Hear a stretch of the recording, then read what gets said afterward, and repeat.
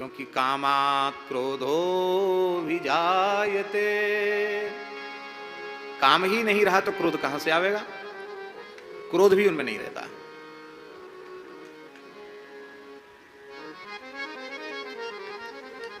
देखो, क्रोध करने वाले की हानि अधिक होती है। जिस पर क्रोध किया गया उसकी हानि तो बहुत कम होगी, पर जिसने क्रोध किया उसकी हानि अधिक होती है। महाभारत में एक प्रकरण है, उसको आप ग्रंथ में देख लेना, कहने का समय नहीं है। श्री शुक्राचार्य जी ने अपनी बेटी देवयानी को समझाया है अक्रोध रहने की महिमा, क्रोध न करने की महिमा।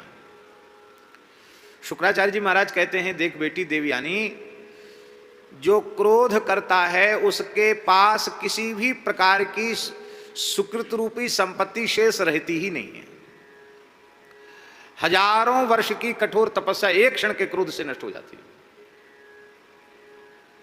तप, त्याग, विराग, भजन, साधन, दान, पुण्य का फल, सब कुछ सारे सुकृत भस्म हो जाते क्षण भर के क्रोध से। इसलिए आपने पढ़ा होगा कि यज्ञ में दीक्षित यजमान को क्रोध करना मना है।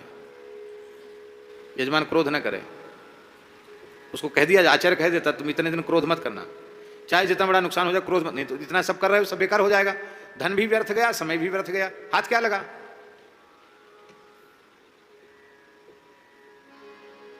क्रोध नहीं करना। शुक्राचार्य जी कह रहे हैं, एक व्यक्ति ऐसा है जो वेदादि शास्त्रों में कहे गए जितने कल्याणकारी साधन हैं, योग, यज्ञ, जप, तप, उपवास आदि, तीर्थाटन आदि, इन सारे साधनों को 1,000,000 वर्ष तक करता है। कितने समय तक? सभी साधनों को हजारों बार, हजारों वर्षों तक करता है।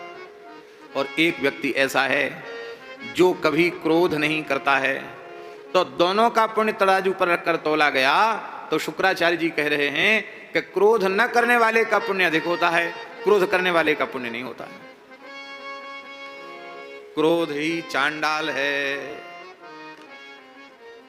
एक पंडित जी थे, बड़े तपस्वी थे, तप्त कृच्छ चांद्रायण प्राजापत्य आदि कठोर कठोर व्रत करते थे।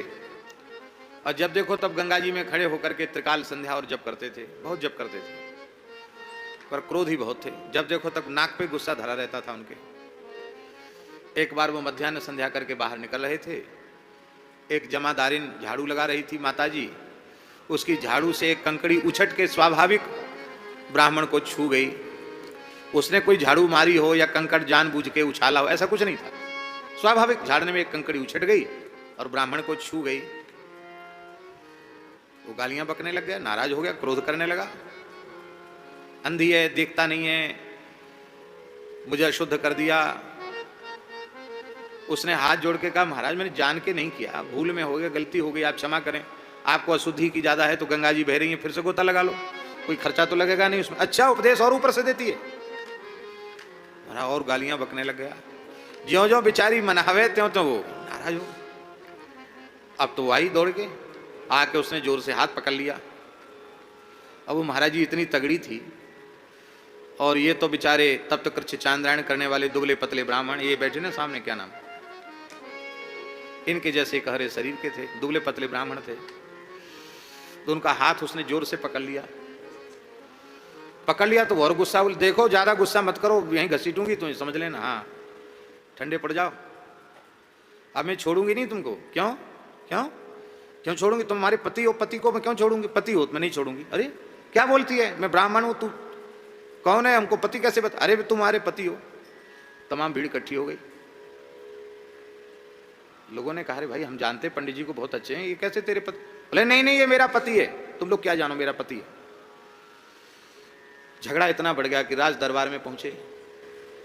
तो राजा ने कहा कि हम भी जानते हैं ये पंडित जी हमारे राज्य की शोभा है, बड़े तपस्वी, वेदज्ञ, संध्योपासन संपन्न, गायत्री जप परायण ब्राह्मण हैं, बड़े तपस्वी, क्या तू इनका अपमान कैसे इनको कहती है?